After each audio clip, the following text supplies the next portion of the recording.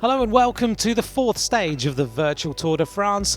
The men's and women's peloton remain on the roads of France today for a course named Casse-Pattes, literally leg breaker. The race today is 45.8 kilometres with two small climbs on the circuit placed strategically near the finish line. First, the women's race. The pace is once again very strong from the start. White jersey Christa Riffel, the young German, is one of the riders dropped. A group of favourites and riders who were very visible last weekend stand out after the first 2 kilometre ascent of the stage. We find Joss Loudon of drops in her polka dot jersey, also Sarah Gigante and Leah Dixon in the yellow jersey from Tibco, Silicon Valley Bank. The group also contains Chloe Dygert and stage winner April Tacey. At the top, Loudon takes the opportunity to establish a domination of team drops on the polka dot jersey, and on the flats some riders make it back. On the Pont de Garde, Loudon again takes maximum mountain points. There are 10 kilometres to go. Loudon repeats the effort on the final ascent, using her power up to good effect and clinching maximum points on all 4 climbs for drops. This will leave them 18 points ahead in the mountain classification. We find a group of 11 women at the front, 1.5 kilometres from the finish. 300 metres from the line, Leah Dixon launches the sprint. She seems powerful and uses her aerodynamic power-up. But a few metres from the line, April Tacey pounces again to take her second stage victory. The young British drops rider is only 19 years old and the revelation of this virtual Tour de France. She wins ahead of Anna Henderson of Sunweb and Lauren Stevens of Tibco, Silicon Valley Bank. The American team continue in the lead of the yellow jersey. It feels amazing to win on the stage.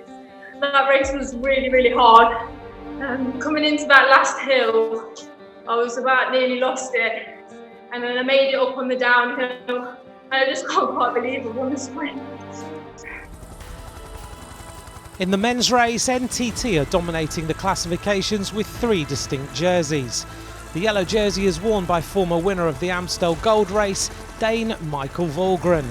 Michael Gogol is in green and Michael Carball in the white jersey.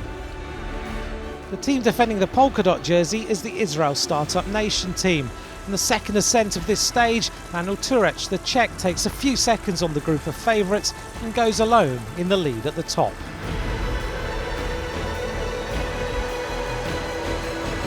There are 18 riders in the lead at the end of the first circuit.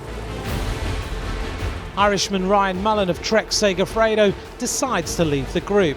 He quickly takes a lead of more than 10 seconds, a gap we haven't seen on this virtual tour. But he has picked up a little more than 16 kilometres from the finish. Lawson Craddock is in the lead group, as is Brian Cockard and also Ben Gastower and the yellow jersey. A group of 8 riders stand out on the next climb. As we near the finish, it seems it's going to be a bunch sprint.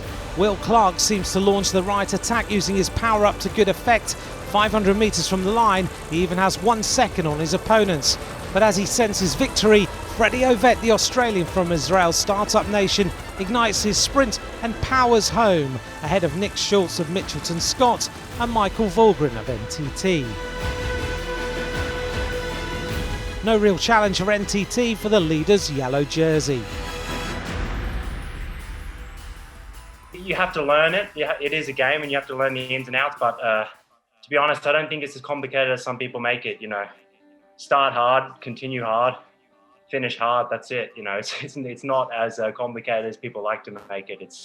It's a fantastic training aid, and I'm a massive fan of it. To be honest, I think it's fantastic. Let's meet next week for the last weekend of this virtual Tour de France, including the ascent of the famed Mont Ventoux and of course the finish on the Champs-Élysées.